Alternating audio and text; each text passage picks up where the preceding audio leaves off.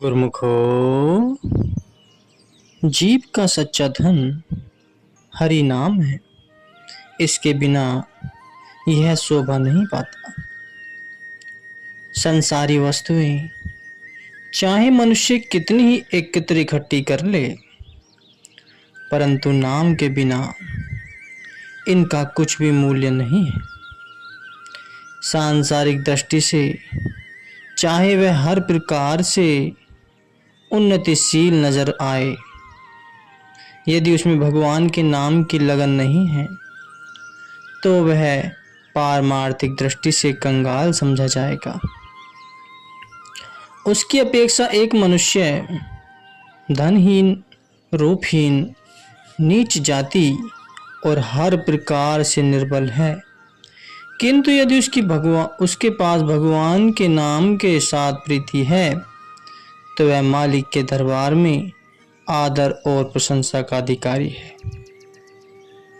नाम जपने वाली भक्ति भाव में लीन घर में यदि पुत्री हो तो वह ऐसे पुत्र से 1000 दर्जे अच्छी है जो नाम से विमुख है। नामवंत मनुष्य यदि कंगाल भी हो, घर की झोपड़ी में टूटी फूटी में हो और इतनी शक्ति भी उसमें न हो कि वह उससे ठीक करा सके, परंतु वह उस धनवान से लाख गुना उत्तम है जो स्वर्ण के मंदिरों में वास करता हो और भगवान नाम से खाली है। नाम जपने वाला यदि कुष्ठी भी है तो भी मालिक को प्यारा है, क्योंकि नाम से हीन कंचन के समान सुंदर देह रखने वाला मनुष्य किस काम का। इस वास्ते संपूर्ण ग्रंथों और शास्त्रों में मनुष्य को नाम जपने के लिए जोर दिया जाता है, क्योंकि इसके बिना संसार के सकल पदार्थ सब झूठे हैं। और जिस प्रकार धनहीन मनुष्य का सांसारियों की दृष्टि में कोई मान नहीं होता, इसी प्रकार नाम से ही हीन मनुष्य संतों की दृष्टि में कंगाल समझा जाता है और मालिक के दरबार में उसका कोई आदर नहीं होता। कबीर साहब जी कहते हैं, कबीर सब जग निर्धना, धनवंता नहीं कोई, धनवंता सोई जानिए, जाके सतनाम धन होए। सारा संसार गरीब और कंगाल है, इसमें एक भी धनवान नहीं है। असली धनवान मनुष्य वह है जिसके पल्ले सतनाम का धन है। विचारवानों का कथन है कि विद्या कंठ और माया गंठ, अर्थात विद्या वह काम की है जो तुमको कंठ याद हो ताकि आवश्यकता के समय तुमको पोथी पत्रा न ढूंढना पड़े, और धन वह तुम्हारा है जो तुम्हारी गांठ में मौजूद है, तुम्हारे पास है। घर में तुम लाख धनी कहलाते हो, यदि परदेश में तुम्हारी जेब में पैसा नहीं है तो वह घर का धन तुम्हारे किस काम का। तुम्हारा धन वह है जो तुम्हें कष्ट के समय काम आए। इसलिए संत कहते हैं कि यह सांसारिक धन चाहे तुम कितना भी एकत्र कर लो, परंतु परलोक में तो केवल नाम का धन ही सहायक होगा। महापुरुषों का कहना है कि यह नाम का धन कैसा है, सदा अजर और अमर है। इसे न चोर लूट सकता है, न आग जला सकती है, और न ही और कोई हानि पहुंचा सकता है। जिसकी गांठ में नाम का धन है, उसे फिर कमी किस बात की है। वह शाहों का, राजाओं का भी राजा है। सब रिद्धियां सिद्धियां हाथ बांधे उसकी सेवा में उपस्थित रहती हैं। जा की गाठी नाम है, ताके हैं सब सिद्धि, कर जोड़े ठाठी सभी, अष्ट सिद्धि नवनिधि। कबीर साहिब जी कहते हैं कि नाम पतित पावन है, यह पापियों के तारने वाला है। प्राचीन समय में गणिका, वाल्मीकि, नामदेव, सदना, शैल, रैदास और शबरी भिलनी आदि अनेक ही नीच और पावंत जीव केवल नाम के प्रभाव से संसार समुद्र से पार हो गए। और यह नाम भक्तों के संपूर्ण कष्टों को हरने वाला है। जिसके हाथ में नाम का खड़ग सदगुरु ने दिया है, वह हर बला से निर्भय हो जाता है और पल भर में कर्म बंधन को काटकर संसार से मुक्त हो जाता है। जिस प्रकार थोड़ी सी अग्नि भी करोड़ों मन सूखी लकड़ियों को जलाकर भस्म कर देती है, इसी प्रकार संत कहते हैं कि गुरु के नाम से संसार के करोड़ों विघ्न पल भर में दूर हो जाते हैं। कबीर सतगुरु नाम से कोटि विघ्न टर जाए, राई समान बसंदरा केता काठ जलाए। नाम और नामी में कोई भेद नहीं है। संत कहते हैं कि हे जीव, यदि तुझे सचमुच उस मालिक के दर्शन की इच्छा है तो नाम से प्रीति कर, क्योंकि वह नाम से भिन्न नहीं है। जब तुझको नाम की प्रीति हो जाएगी तो फिर मालिक तुझसे दूर नहीं रहेगा। यदि तुझे मालिक से मिलने की इच्छा है तो उसके नाम से मिलाप कर, क्योंकि मालिक के नाम का मिलाप मालिक ही का मिलाप है, मालिक से ही मिलाप है। और यह निश्चय जान ले कि यदि तेरे मन में हर समय मालिक के नाम का ख्याल होगा तो समझ ले कि वह मालिक दिन रात तेरे पास बैठा हुआ है। गुरुवाणी में वर्णन आया है, जब लघु जोबिन सासु है, तब लघु नाम ध्याई, चल दिया नाली हरी चलिसी, हरि अंते ले छड़ाई। अर्थात जब तक इस देह के अंदर श्वास आ जा रहे हैं, हमको चाहिए कि नाम का स्मरण करते रहें, क्योंकि नाम हमारा परलोक का साथी है। यदि अंत समय नाम का खड़क हमारे हाथ में होगा तो निस्संदेह मोह माया के बंधनों को काट कर मुक्त हो सकते। कबीर साहब कहते हैं, नाम जो रति एक है, पाप जो रति हजार, आद रति घट संचरे, जारी करे दिन छार। नाम जपत सब मिट गए, मन मनसा के दाग, मानो चिंगी आग की पड़ी पुरानी घास।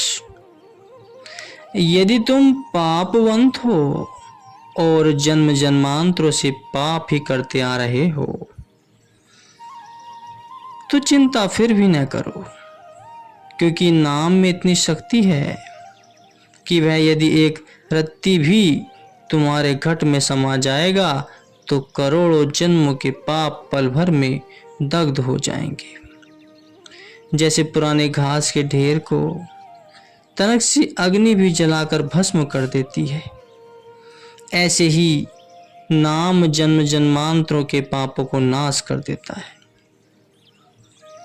और जैसे सूर्य के उदय होते ही अंधकार का नाश हो जाता है, जैसे शीतकाल आते ही ग्रीष्म ऋतु का प्रभाव जाता रहता है, जैसे पानी के पीने से तृष्णा बुझ जाती है, प्यास बुझ जाती है, जैसे औषधि के सेवन करने से रोग नहीं रहता, जैसे भोजन पा लेने से भूख मिट जाती है, ऐसे ही नाम के सुमरन से सब पाप दूर हो जाते हैं और मनुष्य शांति को प्राप्त होता है।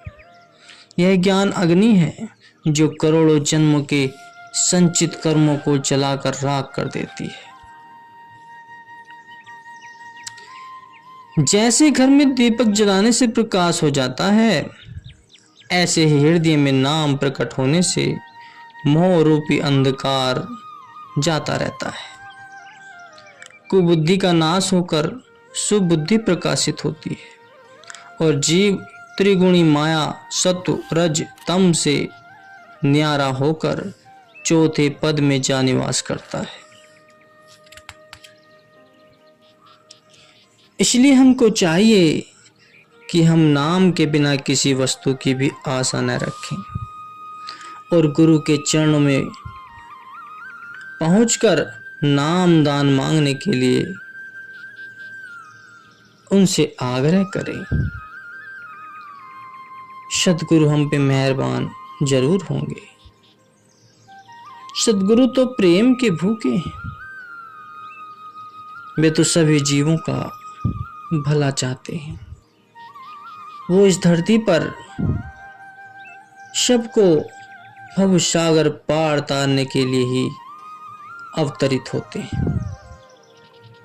उनसे नाम दीक्षा लेकर सभी का कल्याण हो जाता है। जो भक्त मन से सच्ची लगन से उस नाम को जपता है, वह समस्त दुखों से पार हो जाता है और इन्हीं सभी दुखों को सद्गुरु के द्वारा बताए हुए नाम को जपने से समस्त समस्याएं, दुख, क्लेश, पाप सब धुल जाते हैं, क्योंकि मनुष्य का सार बिंदु ही नाम है। इस नाम को जपने से ही मनुष्य की आंतरिक और आध्यात्मिक उन्नति होती है।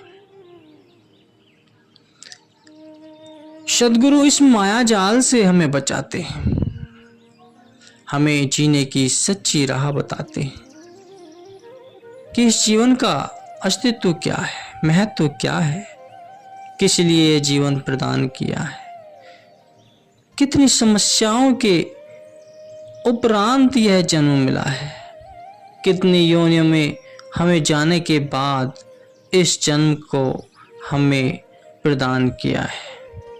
पर क्या इस जीवन का कोई महत्व समझ पाता है? सभी मनमुक्त तो ये सोचते हैं कि यह जन्म मौज मस्ती, ऐशो आराम और खुल के जीने का एक हमें अधिकार मिला है जो परमात्मा ने दिया है।